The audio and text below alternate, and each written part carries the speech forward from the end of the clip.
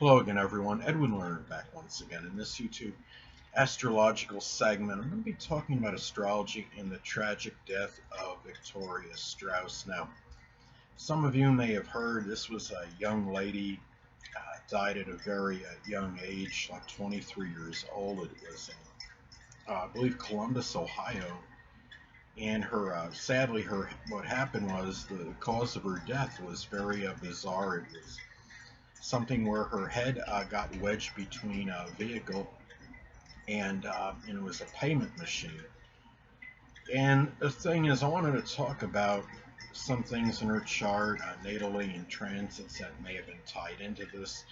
Well, first thing, looking at, okay, she's born May 7th, 1997 in Romania. I don't have the time of birth, of course, so I had to improvise and do a solar/sunrise chart in which I put the sun at the same position as the ascendant. Now, one thing that really stood out to me as far as transits go, were relative to her natal, to transits to her natal chart, is that you don't hear this talked about a lot, but the Black Moon Lilith can be more important than a lot of people believe. Some people dismiss Chiron as being of any significance. Black Moon Lilith can have certain significance in the chart. It could be very dark energy. It can darken, I would say, whatever it hits natally. It can sometimes, I would say, produce some kind of trauma in some cases, whether it's physical or emotional. And the thing about it is, when she died on Monday, it was on January 18th, I believe, around 11:30 p.m. Um, the transit Black Moon Lilith, okay, it wasn't conjoined her natal sun, but it was not really that far from it. It may have been around like eight degrees away or something. And the thing is, I don't think we can definitively say that a planet doesn't feel any vibration when another astrological energy is 8-10 degrees away. And the sun is about life. And when you have a transit, when you have the Black Moon Lilith and it's not far from the sun, it can at times, I would say it can increase the propensity for the life being darkened or coming to an end, sadly. And you're talking about in the sign of Taurus, and when she died, she was trapped again between the car and the payment machine, things that are connected with money.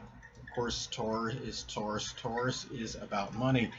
At this time as well, in her solar sunrise chart, transit Mars and Uranus were in the 12th house of endings. Mars was transit Mars, also conjunct transit Uranus. That could indicate by itself something of an unusual nature that could be connected with an accident. Um, and Taurus is about money, and it falls in the 12th house of endings. In her natal chart, she has Mercury, which is connected with vehicles. What happened was, my understanding is she had inadvertently had hit the foot on the accelerator, and that somehow caused her to become trapped between that payment machine and her vehicle. Now it's interesting because Mercury, based on the solar sunrise time, it falls in the 12th house of endings. It's in Mercury is about can be about vehicles, local transportation. Um, it's at the critical 29 degrees.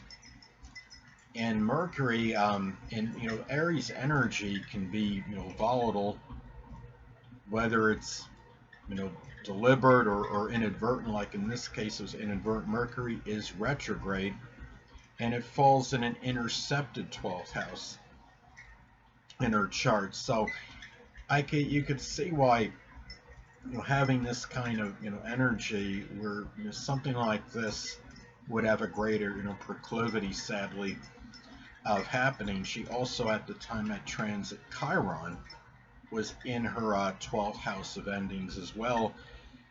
And the thing is, and when you look at Mercury, the fact that it's retrograde, to me, that's it's energy. Of course, it's going in the other direction.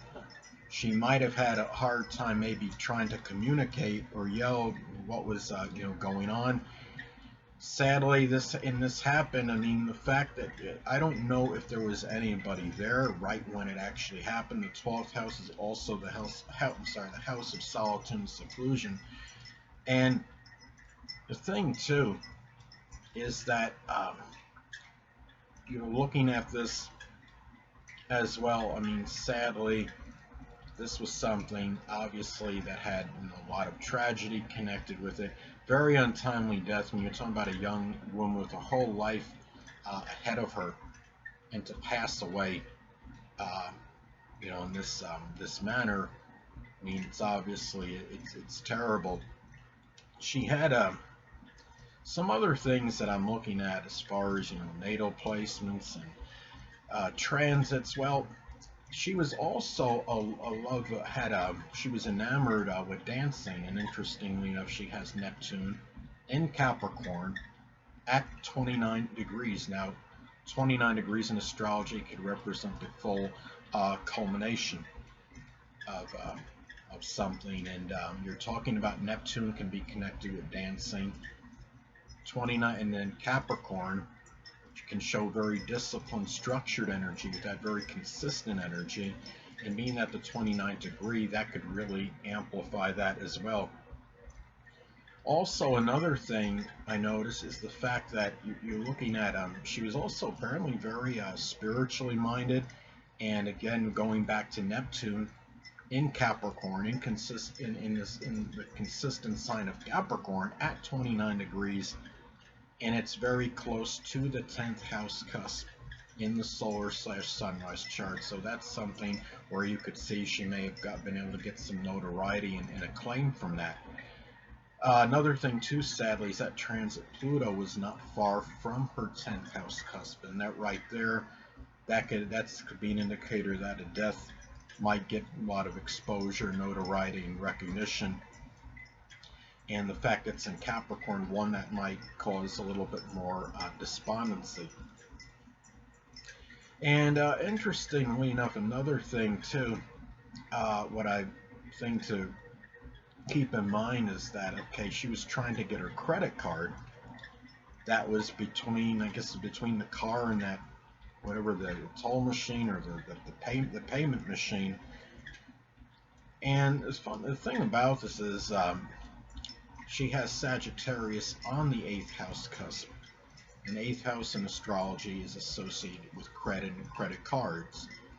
And sadly, I mean, Sagittarius could be somewhat foolhardy, reckless energy. Now, I'm not saying what she did was overly, reckless or foolhardy, but it was something where it seemed like she, really wasn't, taking, the precautions and making sure her foot,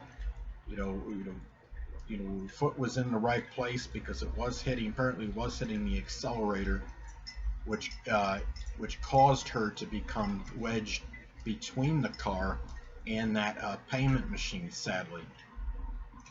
And that ruler of the 8th house, Sagittarius on the cusp of the 8th house, ruler being Jupiter, of course, falls in the 11th house of social media, and also it's Jupiter. The ruler is Jupiter in Aquarius, so that might play some role in the bizarreness, having a very unorthodox, bizarre death. And another thing to notice that I'm seeing in this in her chart, sadly, I mean, you have certain, I mean, as far as transits may go, she also had transit South Node in Sagittarius in her 8th house at the time.